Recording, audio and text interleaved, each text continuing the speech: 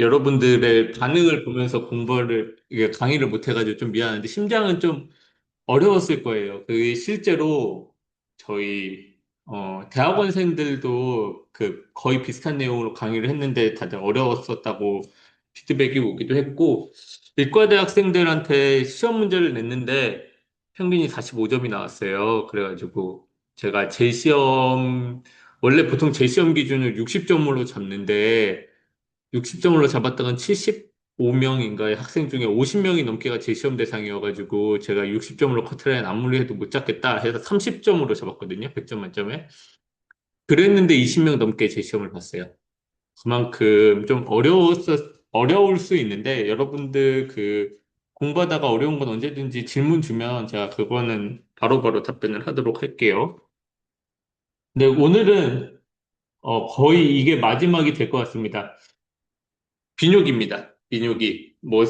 여러분들이 이것 말고도 원래 소화기관도 있고 내분비, 호르몬을 분비하는 기관들도 있고 생식기관, 그래가지고 어떻게 출산이 이루어지고 어떻게 임신이 이루어지고 이런 모든 과정들도 다 중요한데 저희가 16주라는 시간, 15주라는 시간 동안 그걸 다 다룰 수는 없어요. 그래서 제가 2학기 때는 강의 너무 힘들어서 안 열기로 했고 1학기 하고 내년에 이제 1학기 때 또 이걸 낼 텐데 그때는 소화기, 뭐 생식기, 내분비 이런 쪽으로 강의가 진행이 될 예정입니다. 그래서 결과적으로는 중복되는 내용들은 있겠지만 저희가 올해 배우는 건 어, 호흡하는 거, 그 다음에 심장, 피가 어떻게 돌았는지, 그 다음에 그 마지막 배설되는지, 요것에 대해서 배울 거예요. 그래서 이 비뇨기를 배울 예정이었으니까 바로 전 시간에 제가 뭘 강의를 올렸어요? 파마코키네틱스라고 약동학이라는 것을 강의를 올렸어요. 이게 뭐냐면 약이 우리 몸에 들어오잖아요. 그럼 약이 우리 몸에 들어와서 계속 있는 게 아니죠. 계속 있으면 큰일 나요. 그럼 약을 먹을 때마다 계속 우리 몸에 축적되는 거잖아요. 그러니까 우리 몸에서 결과적으로는 전신으로 퍼졌다가 효과를 발휘하고 그리고 계속 배설돼야 되는데 약물이 배설되는데 중요한 기관이 보통 크게 두 개가 있습니다. 하나는 여러분들도 잘 아는 맨날 간 때문이야, 간 때문이야 하는 그 간이 첫 번째가 있고요. 그 다음에 솔직한 얘기로 간보다 더 중요한 장기가 신장이거든요. 그래가지고 그 약물이 제거되는 데에 신장이 클리어런스라고 해서 그 청소율이라고 해가지고 신장이 어떻게 우리 몸에 있는 약들을 제거하는지 그게 1차 약동학입니다. 저희가 약물의 농도가 높을 때는 빨리 제거되고 농도가 낮을 때는 천천히 제거된다 그랬죠. 일반적으로. 그래서 1차 지수 함수 그래프를 따른다고 했어요. 물론 로그 함수 지수 함수 그래프를 이렇게 뒤집어 놓은 거긴 한데 결과적으로는 고농도에서는 빨리 떨어지고 저농도에서는 천천히 떨어지니까 그 반감기가 어떻게 된다 그랬죠? 우리 몸의 우리 만약에 약이 100리터만큼 찼어요. 우리 몸에 쭉 쫙 분포되어 있어요.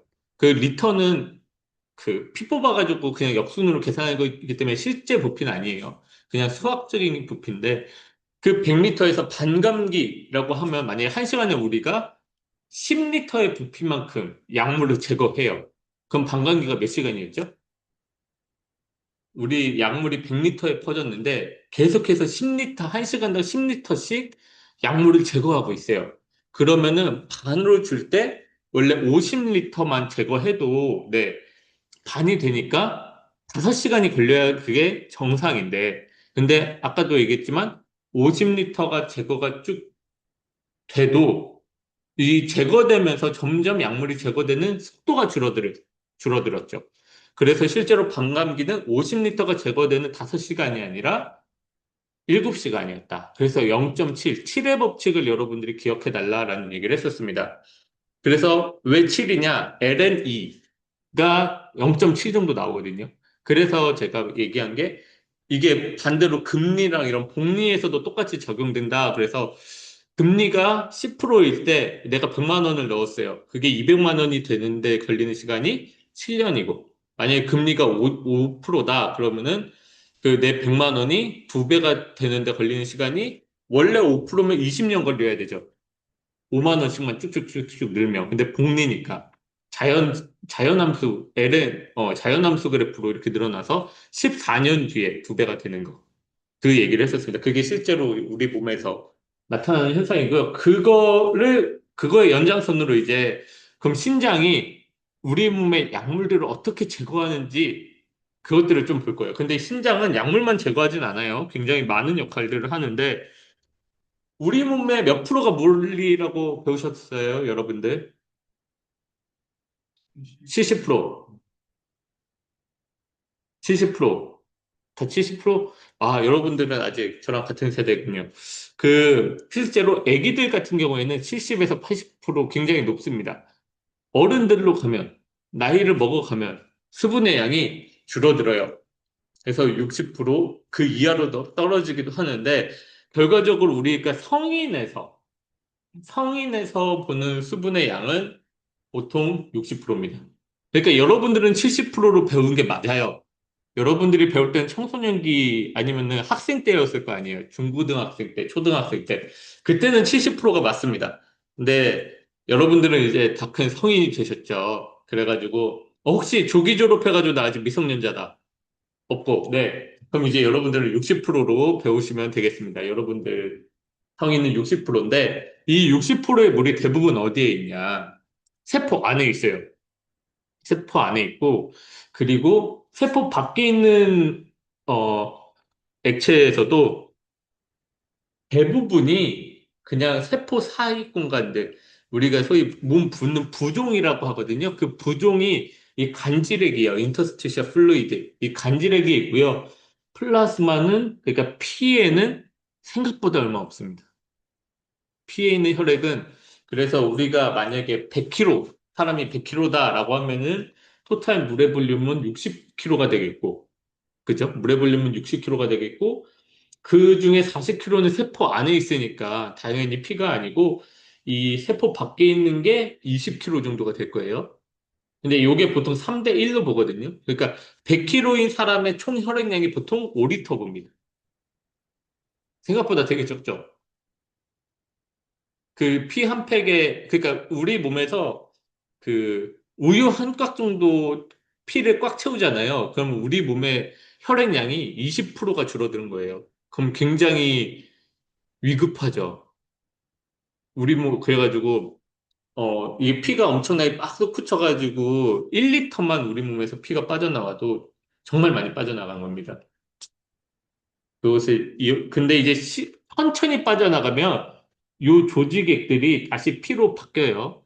그래가지고 좀 천천히 빠져나가면 괜찮은데 갑자기 뭐 외상 때문에 피가 쭉 빠져나가면은 요게 요걸로 바뀌는 시간이 별로 없기 때문에 진짜 그 5리터의 피가 조절되는 게 굉장히 중요합니다. 그 역할을 잘해주는 얘가 심장이에요. 우리 몸에서 출혈이 있다, 만약에. 그러면은 최대한 피를 유지하고 싶죠. 액체를 유지하고 싶죠. 그러면 소변을 최대한 만들면 안 되겠죠. 그것도 신장의 역할이고요. 만약에 우리 몸에 너무 많아요. 물이 너무 많으면 또 문제가 생긴 게 온몸이 땡땡 붓고요. 온몸만 부으면 되냐? 그렇지 않고 폐에도 물이 차요. 우리가 폐 부종, 풀모너리 이데마라고 하는데 그러면 숨쉬기가 어려워집니다. 왜냐하면 공기가 들어와서 우리 몸으로 들어올 때 물층 하나를 더 거쳐야 되는 거잖아요. 그러니까 원래도 물층이 조금 얇게는 있는데 그 물이 훨씬 많아지고 인터스티시알, 그 간질액 쪽에 물이 생기면서 들어오게 되니까 물을 또 많이 내보내줘야 되거든요. 그것도 역시 신장이 합니다. 그리고 우리의 피는 요 전해질들이 이렇게 적정한 농도로 유지되고 있어야 돼요. 하나는 뭐냐? 나트륨, 소디움. 여러분들은 소디움이라고 배웠어요? 소디움, 포타슘이라고 배웠어요? 요즘 학생들은 소디움, 포타슘이라고 배운다던데?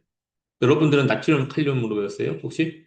고등학교 때는, 고등학교 때는 소디움, 포타슘으로 배우고? 네, 네. 고등학교 때는 아, 여러분들도 이제 몇 년 지나면은 이제 후배들한테 아니면 이게 어린 사람들과의 세대 차이를 여기서 또 느낄 수 있게 될 텐데 요즘은 어쨌든 소디움 포타슘으로 배운다고 해요. 나트륨 칼륨은 그 소디움은 140mg을 이퀴빌리엄 뭐 포타슘은 4 바이카보네이트 2.4, 이 pH 7.4 이렇게 유지되는 게 굉장히 중요하거든요.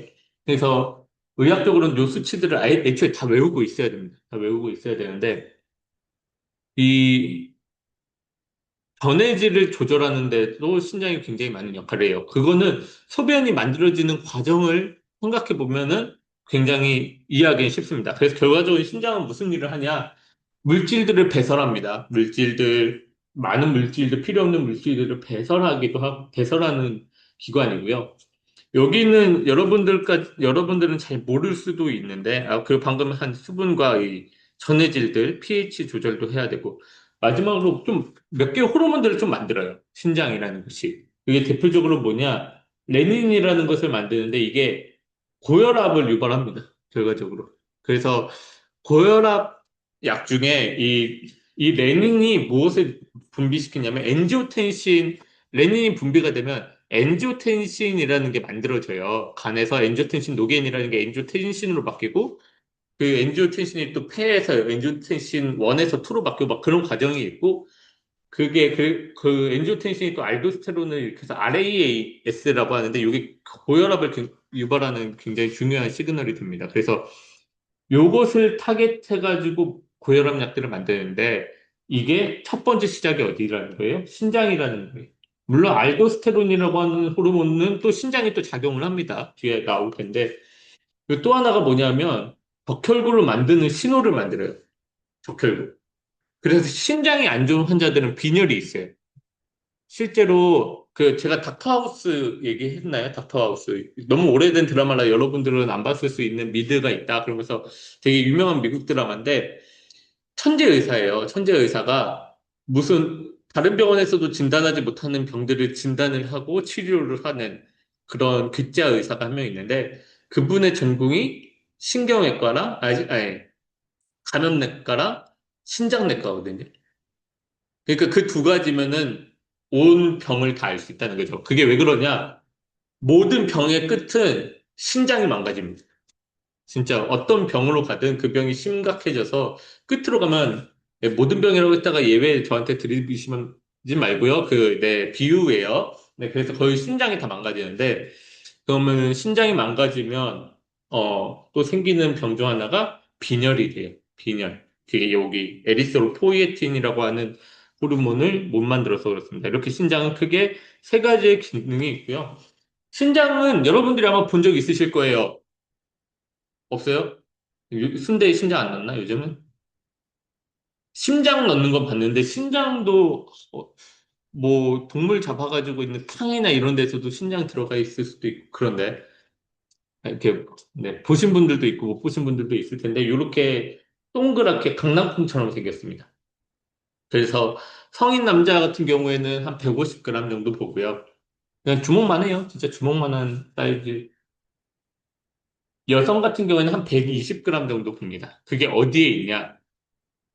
우리 몸 뱃속 중에 요 등 쪽에 있어요. 요 등 쪽.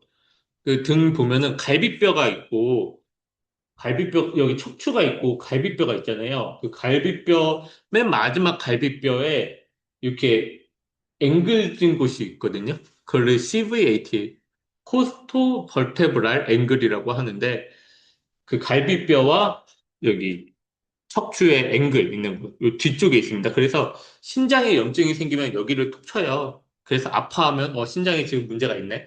안 아파하면은 신장에 어쨌든 통증이 갈 정도로 문제가 생긴 건 아니네.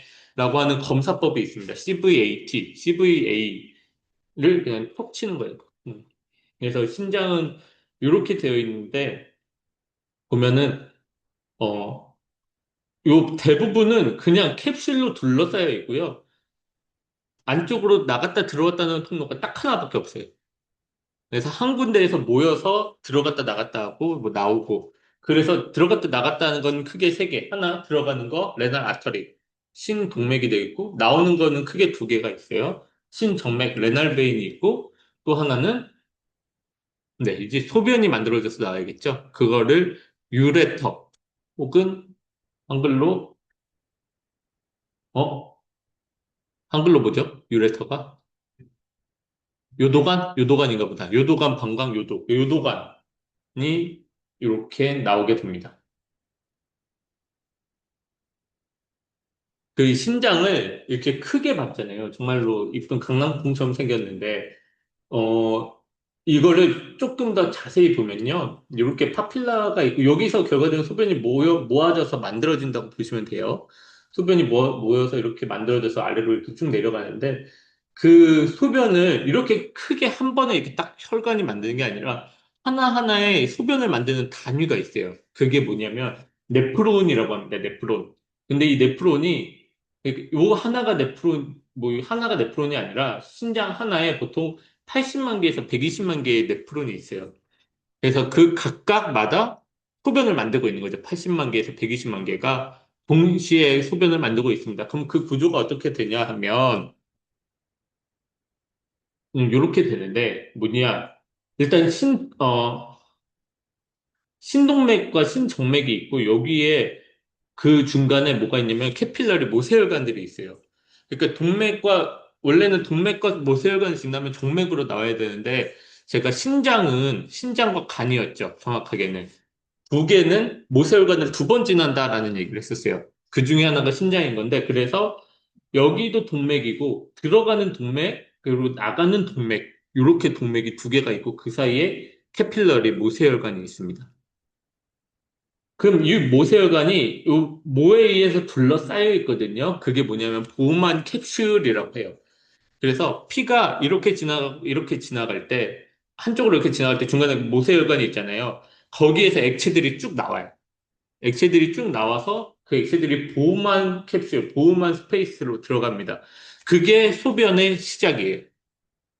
근데 뒤에서 말씀드리겠지만 그렇게 여과되는 피의 양이 엄청 많아요. 그러니까 결과적으로 시작은 뭐다? 여기 소변의 시작은 피에서 국물이 이렇게 나온 거예요. 피에서 혈구들은 그냥 가고, 그리고 적혈구, 백혈구들은 그냥 가고, 또 큰 단백질들은 그냥 가고, 우리가 피를 뽑은 다음에 가만히 한참 동안 놔두면은 두 개의 층으로 분리되거든요.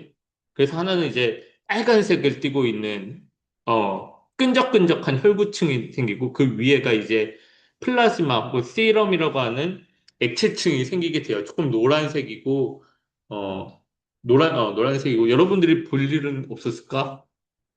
여러분들이 볼 일은 없었을까? 뭐 그거 모르겠네요. 그 피 이렇게 그럼 그 물만 여기로 다 빠져나간다고 보면 됩니다. 그래서 결과적으로는 피가 일단은 소변의 시작이에요. 피가.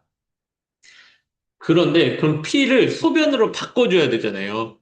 피는 피고 소변은 소변이니까 그 바꾸는 과정이 필요한데 그 바꾸는 과정이 요렇게 그 소변이 쭉 지나가면서 소변을 소변답게 만들어줍니다. 그게 튜블들을 이렇게 여러 군데 지나요. 근데 이 튜블들이 각각 이름이 있어요. 그래서 결과적으로는 이 튜블들이 또 하나의 컬렉팅 덕트, 집합관이라고 하거든요. 집합관에 모이게 됩니다. 여기서 모이고, 여기서 모이고, 여기서 모이고, 여기서 모이고. 그래서 이 집합관에서 소변들이 쭉 만들어져서 이전에 봤던 슬라이드인, 네,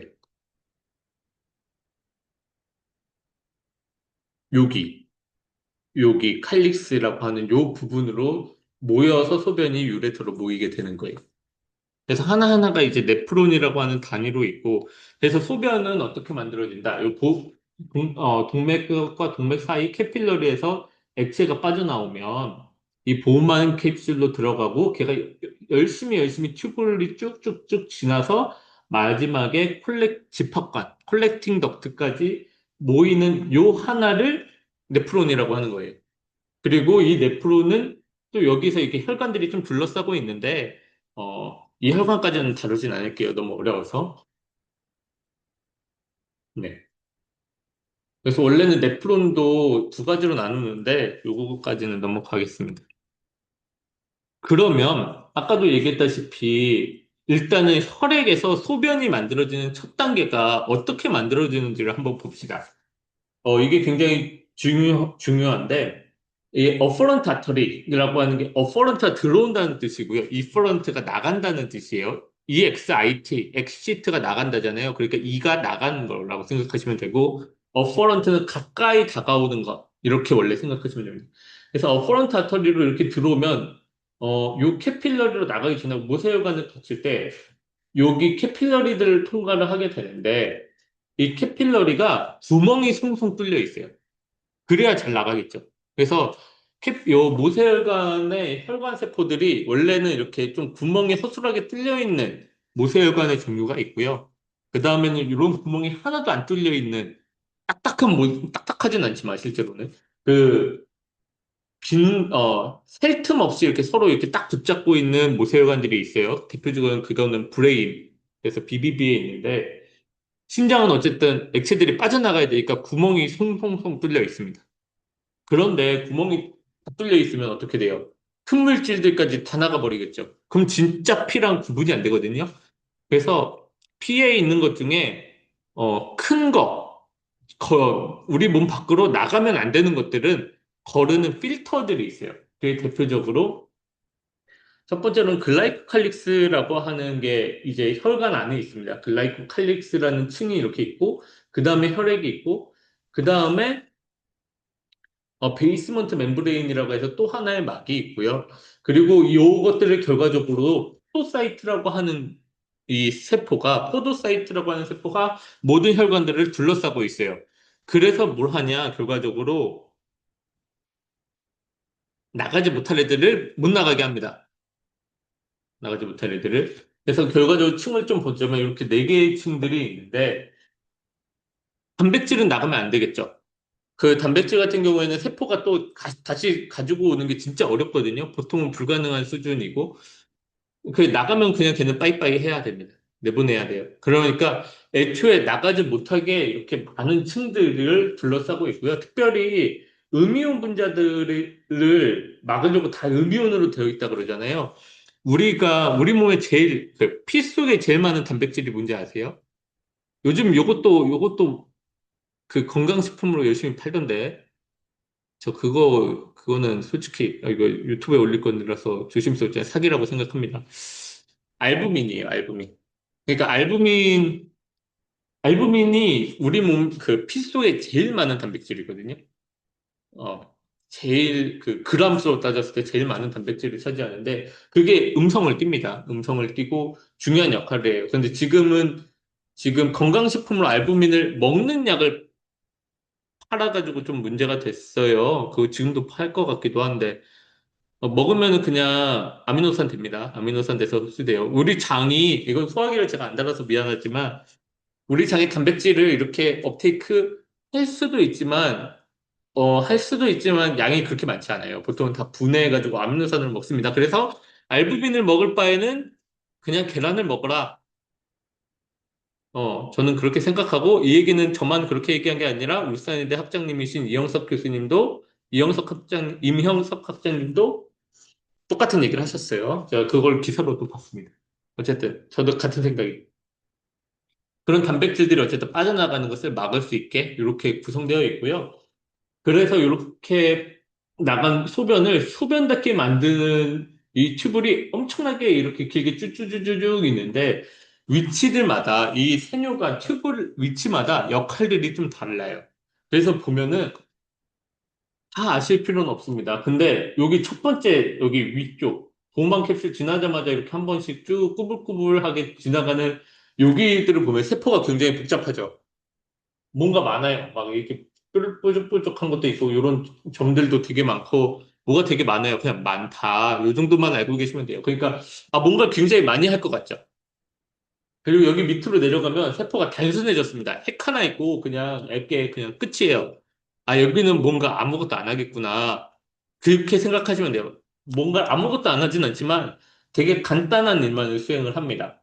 그리고 요 얇은 관을 지났다가 다시 올라오면서 두꺼워지거든요. 그러니까 내려가는 플로우가 하나가 있고 올라오는 플로우가 이렇게 서로 겹쳐요. 이게 소변을 만드는데 정말 중요한 역할을 하는데 근데 여기부터 두꺼워지잖아요. 여기 세포를 보면 또 뭔가 복잡해졌어요. 얘가 또 뭔가를 많이 하겠구나. 이렇게 생각을 하시면 되고요. 네. 그 다음에는 콜렉팅 덕트인데 콜렉팅 덕트로 가면 세포가 두 가지로 나눠지거든요. 그러면 역할을 두 개를 하겠네. 요 세포는 프린시팔 셀은 뭔가 어떤 역할을 할 거고 인터칼레이티드 셀은 또 다른 역할. 그럼 저기 있는 최소한 두 개 이상의 역할을 하겠다. 요 정도만 기억하시면 됩니다. 여러분들은, 네, 전공자가 아니니까. 그래서 일단 먼저 첫 번째로 요 가까운데 좀 세포가 복잡한 데들을 봅시다. 이 복잡한 데를 뭐라고 하냐면, 근위세뇨관이라고 해요. 근데 근위와 원위가 있는데, 이거는 솔직히 근위가 우리 몸 쪽에 가까운 걸 근위라고 하고요. 우리 몸 쪽에 먼 걸 원위라고 합니다. 근이 가까울 근, 원이 멀 거잖아요. 그래서 영어로는 우리 몸에서 가까운 걸 프록시말이라 그러고요. 우리 몸에서 먼 거를 디스탈이라고 표현을 해요. 그래서 여기를 우리 소변이 결과적으로 우리 몸 바뀌잖아요. 소변이 몸 바뀌니까 소변으로 갈수록 몸 밖이라고 생각하시면 되고 소변에서 우리 몸 쪽으로 들어오는 거라고 생각하시면 돼요. 그래서 여기가 프록시말이 되고요. 여기서 점점 멀어져서 여기가 디스탈이 됩니다. 여기가 근위세뇨관, 여기가 원위세뇨관 이렇게 두 개로 나눠지게 돼요. 그 사이에 이렇게 얇아졌다가 길어지는 걸 헬레골이라 그럽니다. 내려갔다 올라와서 한번 꺾였죠? 그래서 여기를 헬레골이라고 하는데 일단 그래서 근위세뇨관부터 봅시다. 프록시말 튜블인데 C가 되는 거 컨플루티드 이게 좀 꼬여 있다는 뜻이에요.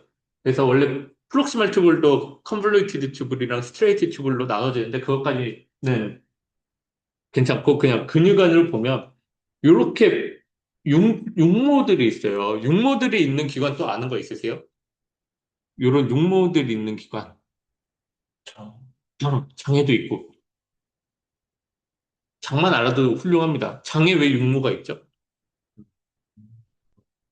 네, 영양소 흡수를 굉장히 더 많이 하려고 이렇게 육모들이 있어요. 우리 장에도. 그래서 여러분들이 포장을 뭐라 그러지? 그 곱창도 아니고, 염통 아니, 그, 대창 아니고, 대창 아니고, 곱창이 소장인가요? 곱창이 소장인가?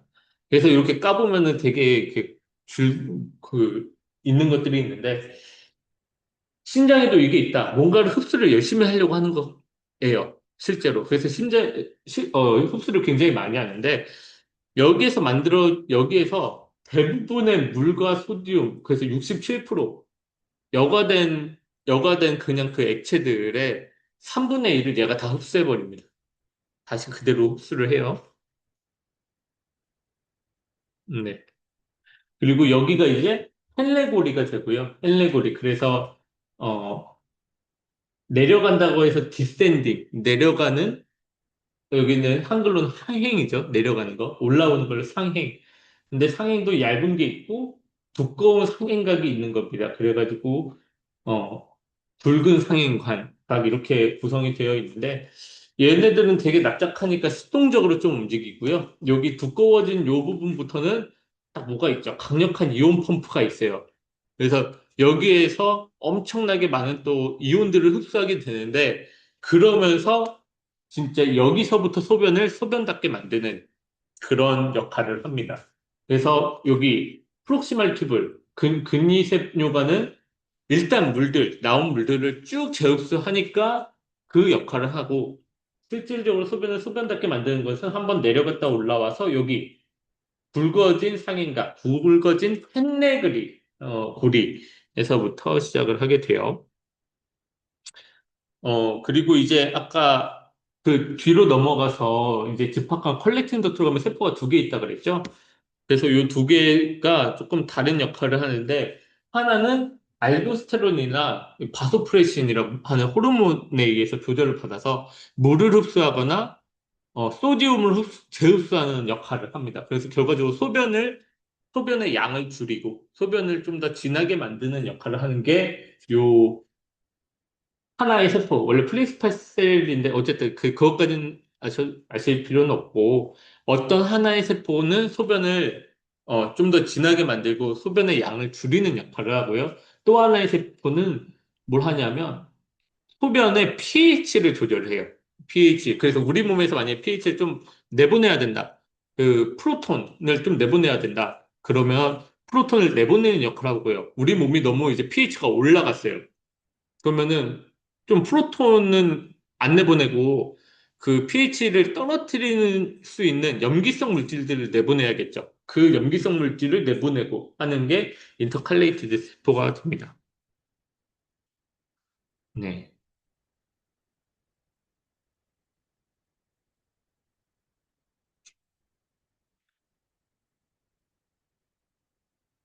요거 원래 진짜 중요한데, 요거 진짜 중요한데 넘어갈게요.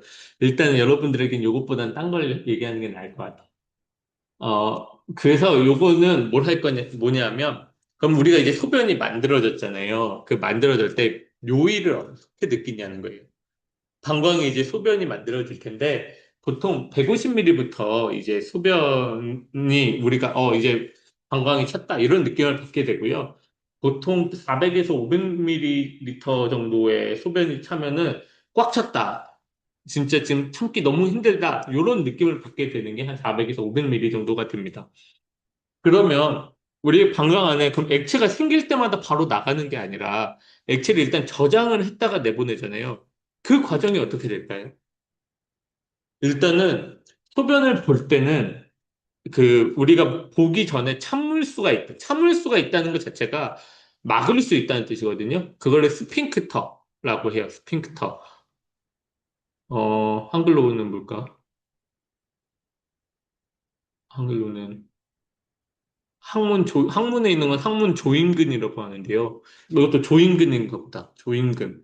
제가 이렇게 딱 조여가지고 못 나가게 만들어주는 그 스핑크터라는 게 있는데, 그 스핑크터가 일단 첫 번째로는 열려야 될 거고요. 나가기 전에. 나가기 전에 스핑크터가 열리고, 그 다음에 방광이 수축을 해가지고 내보내줘야 되거든요. 근데 이거는 그냥 소변을 봐야겠다라는 그 신호가 오면 자연스럽게 나가게 됩니다. 자연스럽게 스핑크터가 열리고, 방광을 수축하는 게 거의 자연스러운 리플렉스예요. 거의 그걸 믹추리션 리플렉스라고 하는데, 우리 사람들은 방광이 소변이 찼다고 바로 이제 소변을 배출하지 않죠. 참을 수 있죠. 근데 이게 솔직한 얘기로 사람만 그러지 않아요. 동물들도 이거는 굉장히 잘 발달되어 있습니다. 진돗개 키워보신 분 있으세요? 진돗개? 없군요. 진돗개가 이거 장난 아니에요. 하루 종일 참아요, 진짜. 그 진돗개는 이건 진짜 의학과 좀 별개로 딴 얘기인데 진돗개는 꼭 화장실과 사는 곳이 분리되어 있거든요. 그렇게 생활하는 곳이 있고 화장실이 있어요. 그래서 꼭 깨끗한 곳에 그 자기가 이제 소변을 봐도 된다, 대변을 봐도 된다라는 곳까지 찾아가서 소변을 보고 대변을 봐요. 그런데 뭐 주인이 항상 이게 진돗개랑 같이 다닐 수 없잖아요. 막 주인이 어떤 여행을 갔어요. 여행을 가가지고 화장실에 데려다 주질 않거나 좀 청소를 안 했어. 그럼 하루 종일 참아요, 소변. 주인이 올 때까지 참아, 진짜. 그러니까 개들도 잘 발달되어 있는데 그게 뭐냐? 우리의 그래서 대뇌, 사람을 사람답게 만드는 게 프론탈 로비라고, 전두엽이라고 했잖아요. 그 전두엽 프론탈 롭과 이 폰틴, 이게 중간에 있는 뇌거든요. 이 뇌가 두 개가 조절을 해서 억제할 수 있게 합니다. 이 리플렉스가 안 나타나게 누를 수 있게 돼요. 그래서 술 마시면은 실수 만약에 한다, 그러면 이제 이 과정이 없어진 거죠. 네, 그렇게 된 겁니다. 그래서 솔직하게 얘기하면은 이게 개가 됐다고 해도 안 돼요. 요것만 보면은 개보다 못한 상태가 된 거. 농담이고 넘어가도록 할게요. 네. 그래서 결과적으로는 신장이 오면 신장은 많은 물질들을 걸러줘야 되기 때문에 혈액이 엄청 많이 갑니다. 우리가 아까 신장 하나가 남성은 150g 정도 되고 여자는 120g 정도 된다라고 말씀을 드렸죠. 그러면 150g, 120g, 두 개 해봐야 300g. 여러분들의 체중을 뭐 만약에 50kg다, 60kg다라고 했을 때, 60kg다라고 했을 때, 총 체중의 5%가 채 안 되는, 그 장기잖아요. 5%도 아니네. 0.5%, 0.5% 정도밖에 안 되는 그 무게를 갖고 있는 게 신장인데, 혈액은 얼만큼 가냐? 5분의 1에서 4분의 1, 보통 4분의 1 정도 가요. 4분의 1의 혈액이 신장으로 갑니다. 심장이 피를 짜잖아요. 피를 짰을 때, 어, 뇌로도 보내고, 그죠? 뇌로도 보내고, 그 소화기관으로도 보내고, 근육으로도 보내고, 눈으로도 보내고 정말 많은 모든 곳에다가 피를 보내는데 그 와중에 한 4분의 1은 신장으로 간다. 굉장히 많이 갑니다. 그래서 어느 정도 가냐면 심박질량은 제가 저번 강의 때 한 1분당 한 5리터 정도 된다라고 했어요. 그러면 하루로 계산하면은 이게 7,200리터 정도 되거든요. 그러니까 60 곱하기 24 하면 됩니다. 이 7,200리터인데 근데 그 중에 신장으로 가는 게 한 1,800리터 정도 돼요. 1,800리터. 굉장히 많은 양의 혈액이 그러니까 우리 몸에 혈액은 5리터밖에 없다 그랬는데 그죠? 근데 하루에 1,800리터의 혈액이 신장으로 가요. 굉장히 많이 가고요. 그 중에 필트레이션 되는 게 한 10% 정도 됩니다. 그러니까 180리터 정도가 아까 말씀드린 보호막 스페이스로 들어가는 게 180리터 정도 돼요. 요 어퍼런트 아터리올로 들어가는 게 1800리터. 그리고 요 보호막 캡슐로 나오는 그 소변의 전 단계죠. 거의 피랑 똑같은 소변의 전 단계가 180리터. 요 정도가 됩니다. 그래서 얘네가 재흡수를 할 수밖에 없는 거예요. 재흡수를 안 하면 우리가 소변을 하루에 180리터씩 봐야 돼요. 그러면은 일단 맨날 계속 화장실을 가야 되는 것도 문제지만 180리터의 물을 계속 마셔줘야 됩니다. 그럴 수 없겠죠. 그러니까 재흡수가 정말로 중요하고 그게 이제 신장이 만들어지는 건데 이렇게 소변을 만드는 거를 일단 소변이 만들어지는 것을 우리가 좀 측정을 하는 게 있어요. 임상적으로 여기 이걸 GFR이라고 합니다. 글로메룰라 필트레이션 레이트. 사구체 여기를 사구체를 글로메룰러스라 그래요. 글로메룰러스 영어로. 그래서 G 그다음에 이게 여과되는 거니까 그 어떤 힘으로 여과되는 거냐면 간단하게 얘기하면 그 두부를 이렇게 막에다가 싼 다음에 쭉 눌러가지고 두부 액만 이렇게 쭉 만드는 거 보셨나요? 막 보자기 같은 데 싸가지고 액체 이렇게 뭐 간단하게 얘기하면 그냥 옷을 이렇게 벗어가지고 좀 축축한 물 이렇게 축축한 흙을 이렇게 감싼 다음에 쭉쫙 물러오거든요. 그게 신장에서 배출하는 똑같은 원리인 거예요. 그 원리가 똑같아요. 왜냐하면 그 물만 빠져나갈 수 있는 그 역할을 뭐가 해줘요? 옷이 해준 거고 모래 같은 큰 물질들은 걸러줘야 되잖아요. 그게 이제 옷에 그런 큰 물질은 거르고 물만 빠져나갈 수 있는 구멍이 될 거고 우리가 쭉 짜주는 그 힘, 그걸로 이게 나오는 건데 그게 실제로 요 아토리올의 차이에서 나옵니다. 뭐냐면 어퍼런트 아토리올과 이퍼런트 아토리올이 있을 때 요 두 개가 압력 차이가 있어요. 어퍼런트 아터리올은 보통 직경이 크고요. 그러니까 피가 들어가기 좋은데 이퍼런트 아터리는 좀 직경이 조금 더 작거든요. 어퍼런트 아터리보다. 그러면은 이쪽으로는 피가 잘 가고 이쪽으로는 피가 안 가는데 피는 역류할 수는 없잖아요. 그죠? 그 압력 차이가 우리가 꾹 짜주는 힘이 돼요.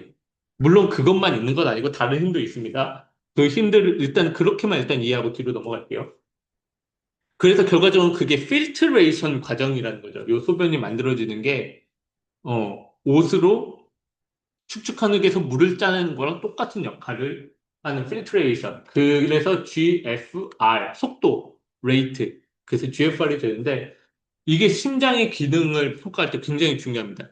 심장이 문제가 생기면 요거 자체가 떨어지는 경우가 굉장히 많아요. 특히 어르신들 같은 경우에 그렇게 되는데, 그래서 요걸로 측정해 줘야 됩니다. 그럼 어떻게 측정하면 좋을까요? 어떻게 측정하면 좋으냐? 당연히 이 필트레이션이 돼서 한번 나간 물질이 그냥 쭉 만약에 나가버려요. 그러면은 우리가 산술적으로 어 피에다가 일단은 어떤 물질을 주입을 하고 이뉼린이에요. 결과적으로 이뉼린이라는 물질을 주입을 하고 우리 얼만큼 주입했는지는 알잖아요. 혈관으로 주입했으니까. 그러고 이 필트레이션으로 돼서 이 물질은 그냥 필트레이션이 되기만 하면 그냥 그대로 나가버려요, 만약에. 그 우리 몸에서 얼만큼 제거됐는지를 나중에 계산을 하면 몇 시간당 필트레이션이 얼만큼 됐구나. 요걸 계산을 할 수가 있거든요. 그게 이뉼린이라고 하는 물질입니다. 재흡수가 안 돼요. 재흡수도 안 되고요. 혈관에서 다시 여과도 안 돼요. 그냥 소변을 통해서 이게 처음에 필트레이션 과정, 사구체에서 나간 그게 몸 밖으로 그대로 나가는 물질이 이뉼린이 됩니다. 그래서 실제로 요걸 통해서 GFR을 측정하는 게 제일 정확해요. 근데 문제가 있어요. 뭐냐? 언제 이거 주사 맞고, 언제 또 다시 그 제거된 용량을 측정하고, 그 다음에 의사를 어떻게 만나요? 그러니까 이걸 만약에 측정할 때 보통 어떻게 하냐면, 이뉼린을 맞아요. 그리고 뭐 피를 통해서 다시 이뉼린을 잴 수도 있는데, 보통은 24시간 동안 소변을 모읍니다. 24시간 동안 모아서 24시간 동안 이뉼린이 얼만큼 배설됐는지를 봐요. 그러면은 여러분들이 환자예요. 환자면은 무슨 문제가 생기냐. 이제 내 심장 기능을 검사하고 싶어서 병원을 가요. 병원을 가가지고 이뉼린 주사를 맞아. 그러면은 바로 의사 만나봐야 소용없잖아요. 결과가 안 나오니까. 그럼 그 다음날까지 소변을 모아서 그대로 24시간 소변 모아서 한 2리터 정도 되겠죠. 1.5에서 2리터 정도 되는 수변을 들고 병원으로 가요. 그 다음날 또 가서 그럼 그 소변을 가지고 병원에서 검사를 해요. 검사를 뭐 10분 만에 하진 않겠죠. 최소한 두세 시간 걸리고 그 결과가 나오면 그때 의사를 만날 수 있어요. 환자 입장에서 너무 번거롭죠.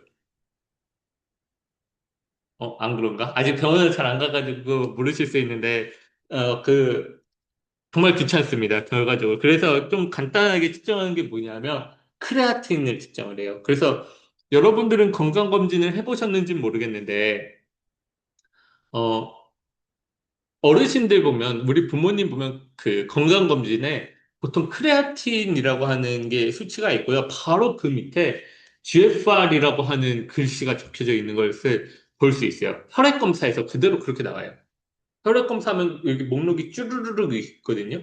첫 번째는 적혈구 개수는 몇 개고, 백혈구 수치는 얼마고, 헤모글로빈 수치는 얼마고, 혈소판은 몇 개 있고, 그 다음에 나트륨은 얼마고, 칼륨은 얼마고, 이렇게 쭉 나오는데, 그 과정에서 크레아틴이 얼마고 그 밑에 GFR이 나온다. 이게 뭐냐면 크레아틴이라는 물질은 우리 몸에서 만들어지는 물질입니다. 그러니까 우리가 이눌린처럼 주입할 필요가 없어요. 그냥 피 뽑아서 크레아틴 재면 되는데 근데 이 물질이 신장을 통해서 제거가 돼요. 신장을 통해서 제거가 되고 그래서 어떻게 되냐면 요 신장에서 제거가 빨리 되면 혈장에 피에 크레아틴 농도가 낮고요. 만약에 그 신장으로 만약에 혈액이 잘 못 가고 GFR이 떨어져 있다. 이 GFR이 떨어져 있는 만큼 요 크레아틴의 농도가 높아집니다. 그래서 크레아틴 농도를 가지고 계산을 한 거예요. 이 GFR을 계산을 한 겁니다. 그래서 결과적으로 크레아틴과 정확하게 크레아틴린인데 크레아틴과 GFR은 원래는 그냥 같은 검사한 거예요. 크레아틴이라는 검사 하나를 한 거고 GFR은 수학적으로 계산한 값이다. 그렇게 이해하시면 돼요. 그래서 실제로 어떻게 되냐면 만약에 GFR이 100일 때 크레아틴의 농도가 1mg per 데시리터였다고 칩시다. 1mg per 데시리터였어요. 근데 갑자기 뭐 약을 먹었든지 뭐 어떤 신장 하나를 뚝 떼어냈다든지 뭐 기증을 했을 수 있죠. 그래서 뚝 떼어내면 GFR이 갑자기 반으로 뚝 떨어질 거 아니에요. 그럼 어떤 일이 벌어지냐? 처음에는 이제 혈중 농도가 1일 때 반밖에 이제 신장으로 안 가니까 반만 제거가 되거든요. 그런데 혈중 농도가 어떻게 돼요? 점점 올라가서 한 두 배까지 딱 올라가게 되면 똑같은 그 신장으로 가는 피의 양이 반이 돼도 피의 양은 반이 되지만 피 안에 있는 농도가 두 배가 되니까 결과적으로 나가는 양은 1이 됩니다. 이해되셨죠? 그래서 혈중 농도가 GFR이 반으로 떨어지면 혈중 농도가 두 배로 증가하고 그 상태로 유지가 되는 거예요. 요걸 통해서 그래서 우리가 크레아티닌을 보고 GFR을 측정할 수 있게 되는 겁니다. 근데 이 크레아티닌이라는 물질이 어디에서 만들어지냐면 보통 근육에서 만들어져요. 그래서 오차가 생길 수가 있어요. 이게 남자와 여자 연령대별로 이렇게 계산하는 계산식이 있는데 그 계산식이 있는데 문제가 있습니다. 어, 어른들 같은 경우에는 어른들 같은 경우에는 일단 첫 번째로 신장 기능이 대부분 떨어져요. 어른이 되면, 노인이 되면 될수록. 근데 문제가 또 뭐예요? 근육의 양도 떨어져요. 그러면은 어떤 문제가 생기냐면, 그, 크레아틴이 우리가 기본적으로 사람들이 이 정도 만들어질 거다라고 해가지고 계산식을 때려서 GFR을 구하는 거거든요. 근데 근육이 적어서 크레아틴이 안 만들어지면 신장 기능이 떨어졌는데 크레아틴은 안 높아져 있을 수가 있죠. 그러니까 신장 기능이 떨어졌어. 만약에 50% 떨어졌어요. 그럼 크레아틴 농도가 두 배가 돼야 돼요. 그런데 크레아틴이 만들어지는 속도가 근육이 너무 적어서 일반인의 반밖에 안 돼요. 그러면 농도가 다시 1이 되죠. 그래서 농도가 신장 기능이 떨어졌는데 정상일 수가 있어요. 왜? 근육이 없어서. 근육이 없어서 신장 기능 떨어졌는데 크레아틴이 정상일 수 있으니까 어르신들 같은 경우에는 특히 노인들 같은 경우에는 요 크레아틴으로 GFR을 평가할 때 정말 중요합니다. 그래서 보통 요 GFR 계산할 때 뭐가 들어오냐? 나이가 들어오는 이유도 그것 중에 하나예요. 나이가 많아질수록 근육의 양이 줄어들 가능성이 높으니까 크레아티닌이 성인 남성에서 1이 괜찮다. 성인 남성에서 1은 신장기는 괜찮아요. 라고 평가할 수 있는데 80세, 90세 할머니 그러니까 똑같이 크레아티닌이 1이다. 그러면은 신장 기능이 떨어졌을 수 있겠다. 이렇게 판단을 하게 되는 겁니다. 여기까지 이해되셨죠? 네. 마지막으로 그래서 그 마지막이라는 게 쉬는 시간을 갖겠다는 뜻이에요. 그 필트레이션이 될 때 어떤 물질들이 보통 필트레이션이 되냐면 작은 물질들은 잘 필트레이션이 돼요. 작은 물질들은 거의 다 그대로 나가게 되는데 큰 물질들, 여기 사이즈가 점점 커졌죠? 이 몰리큘러 웨이트가 그대로 사이즈를 반영한다고 보면 되는데 이 사이즈가 큰 물질들은 크면 클수록 잘 빠져나가지 않게 되고요. 그 다음에 음전화를 갖고 있는 물질들을 내보내는 걸 진짜 싫어한다 그랬잖아요, 신장이. 그래가지고 정말 음전화 갖고 있는 애들 어떻게든 안 내보내려고 많은 층을 갖고 있는데 알부민이 대표적인 음전화를 띠고 있는 물질입니다. 그래서 알부민은 0%, 거의 0% 빠져나가요. 그 얘기는 뭐냐? 알부민이 혈액 속에 나오면 신장의 구조에 문제가 생겼다는 뜻인 거예요. 그래서 우리가 소변 스틱을 보면 우리가 소변 검사할 때 스틱에다가 소변 묻혀가지고 보잖아요. 그때 알부민을 봅니다. 그래서 알부민이 검출되면 지금 신장에 문제가 있다. 이렇게 판단을 해요. 네, 그러면은 일단 여기까지 하고 조금 쉬었다가 가죠. 15분 정도 쉬었다가 진행을 합시다. 네.